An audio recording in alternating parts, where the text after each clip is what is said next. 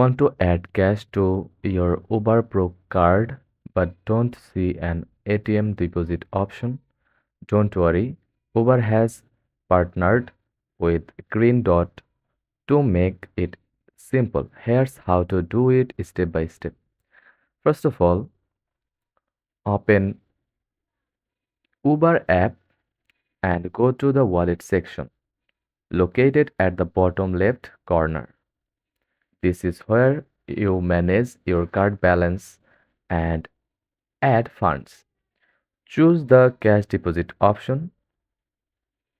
You will see a map showing nearby green dot locations where you can deposit cash.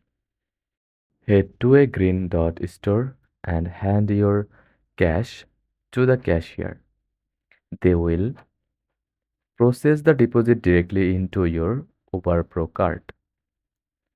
Once your cash is processed, the funds will appear on your Uber Pro card balance shortly, and you are all set to use it. That's it. No ATM needed, just a quick visit to Green Dot and your Uber Pro card is ready to go.